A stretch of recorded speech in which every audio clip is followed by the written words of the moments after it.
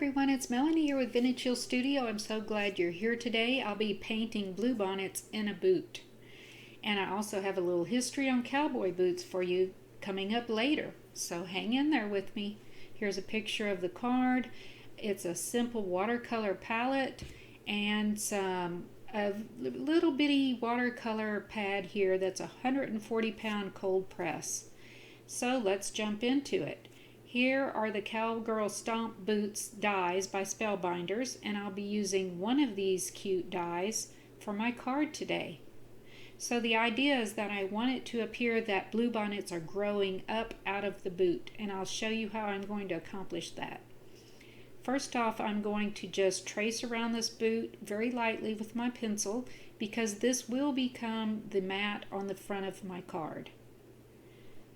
So I'll get that done and then we will be ready to start our painting. Okay, I've mixed up several colors here, not too many, some light blues, dark blues, a green and a red, and a little bit of black, and that's going to be it for the colors today. So painting blue bonnets is relatively easy. Texas is one of the few places that actually has a blue wildflower.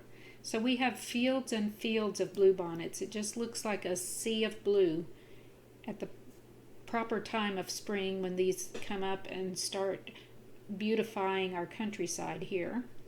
So I put in a few little blue bonnets to start my arrangement, and then I've really watered down that same color of blue that I used in the foreground to just put a few of these in the background, just to give the idea of additional blue bonnets. Because as I said, when you look out, there are lots of blue bonnets, not just one or two. So I'm giving the idea that there are many blue bonnets in this little composition or this arrangement that will be in our boot. So I'll get that faded blue going there in the background, a little to the sides here to just make a very proportionate arrangement. And then trying to use a very light hand, and this is really hard for me. I don't know if it is hard for others, but I have to really think about using a light hand, like when I'm putting in these really fine stems. Just trying to let the tip of the brush do all the work for me, get a little bit of this green put in, maybe a few little leaves, and just keep it very light. Then I'll move on to just dab in my sky, again using that same blue that I used on the blue bonnets, but really watered down version because I want the sky to definitely be in the background of this flower composition. Again, there are so many watercolor artists and very, very talented people. I'm not in that category, but I really enjoy trying to play around with this and try not to be inhibited by my, lack of experience in watercolor. Anyway, this was a fun little experiment for me, so I hope that you'll give it a try too if you've never watercolored. Here I'm going in with a very washed out black, just trying to give myself a shadow effect off of this boot as if the light is coming from the right hand side of my picture here. So I'm going to go along the heel and up under the sole there. Again, just giving the illusion of a shadow so that my picture doesn't look so flat. And I'm also giving those blue bonnets and sky a little time to dry in between, and it goes really fast, so you don't have to give it that much time to dry, but just go on and work on other parts of your composition and then come back to your watercolor parts. So now that my blue bonnets are dry, I'm coming in with a darker blue. If you've ever seen anything out in nature, whether it's tree leaves or flowers or whatever, nothing is one-dimensional. There are always multiple shades of the same color, different colors, whatever. So I'm coming in with this dark blue and I'm just dabbing in. I don't want to cover up completely all of the light blue portions of my blue bonnet bodies here. So I'm just dabbing in some of this darker blue to give me a little more dimension on my blue bonnets. This all goes very quickly. The flowers are so small. It takes no time at all to get this little detail put in. All right, about finished with that. And it will be time to move on with the rest of our card. So now I'm just coming in with my eraser and I'm going to quickly erase those little pencil lines. Now the boot should cover this up, but just in case it doesn't, I erase my lines so I don't have to worry about that when it comes time to put that die cut boot onto this mat. So I'll set that aside to dry, and then I'm going to take that one boot and another sheet of this watercolor paper, and I'll get that run through my die cutting machine. And look at the detail that comes out of this die. So you can see it was easy to cut through that watercolor paper, and you see the little stitching on there. Now when I go to watercolor this boot, I want to make it look rustic. I do not want a perfectly painted boot. I want it to look worn. I want it to look like a real leather. And so I'll get this wash of color put down on here, and I'm going to tell you a little bit about the cowboy boot heels. Did you know there are like 8 different types of heels? And each heel is designed for a specific purpose. So there's a cowboy heel, riding, walking, roper, fashion, and fowler pitched heels.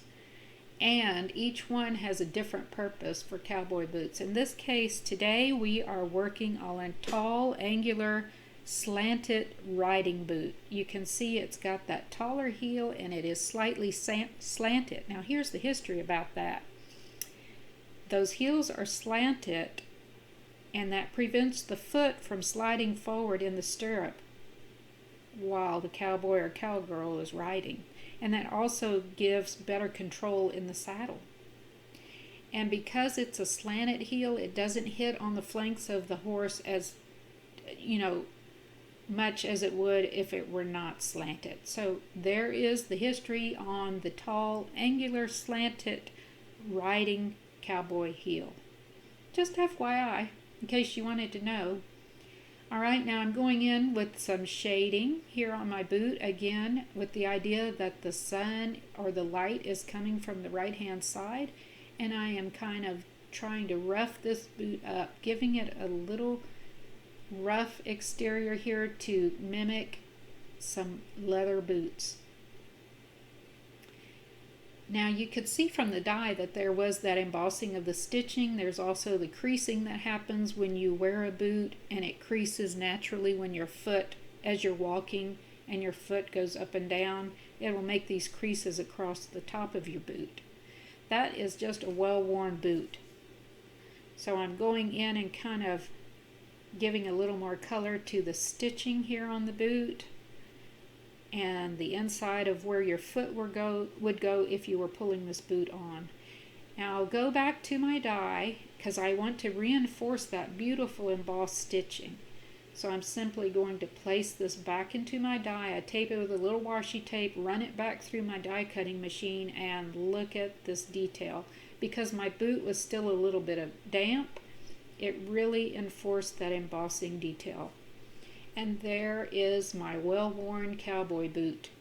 I'll come in with a fine point Sharpie here and just darken up some of these areas up under the heel, along the back edge of this slanted heel, and then along the sole. And I'm also going to come back later and reinforce the black here on the sole and the heel of my boot. Okay, now this is about ready to go on this front of my card. But first I am going to snip out this top part where you would put your foot into the boot. And this is how I accomplished the bluebonnets growing out of the boot rather than just being in the background of my composition. Just by clipping this little piece out. Now you can see when I lay my boot back over my bluebonnets, it appears as if they are growing out of the boot. All right. So I need to trim down my watercolor paper here to make a mat for the front of my card. And the card base is 4 by 5.5. Then I have a navy blue mat that I've cut down to 3 3/4 by 5 1/4. And then my watercolor mat is 3.5 by 5. And that will all go on the front of my card. Now that I'm looking at this, I think I'd rather see a little more blue in the background. So I'm going to take that watercolor mat and cut it down further to 3 1/4 by 4 3/4, and that looks much better to me. I think the boot with the blue bonnets is more in proportion to that size of a mat. So I'll get this all put down on the front of my card, starting with the navy mat. Then I will move on to, let's see, this is going to go there, but first I want to put my boot on the watercolor mat to make sure I get that centered up really well. And this is watercolor on watercolor, so I'm going to be pretty liberal with my adhesive here and then give that a good press to make sure it adheres down to that porous watercolor paper. Alright, and then I've popped that up on some foam tape, and I will add just a little bit of adhesive here, the liquid adhesive, which allows me to move this around before I really stick it down to the front of my card. Just in case I need to make any minor adjustments, that liquid adhesive allows me. It's kind of like the sliders on your furniture. You can move it around a lot easier before you're ready to settle in where you want this. So I'll give it a good press when it looks good to me. And there is the front of our card with just a little dimension. The last thing I need to do is sign my card, and that will finish it up for today. I hope you enjoyed watching this video, and maybe you get inspired to try a little watercolor. You don't have to be an expert, just give it a try. It is a lot of fun. You can do whatever you want with your composition here. Here is a quote by Willie Nelson for the inside of my card. And that completes the project for today. I hope you had a lot of fun watching the video and that you will feel comfortable in leaving me some comments, or feel free to subscribe. If you're watching this from your phone, there's a little subscribe button down by the description in YouTube. If you're watching it from a laptop, I have the subscribe button all the way through the video and at the end.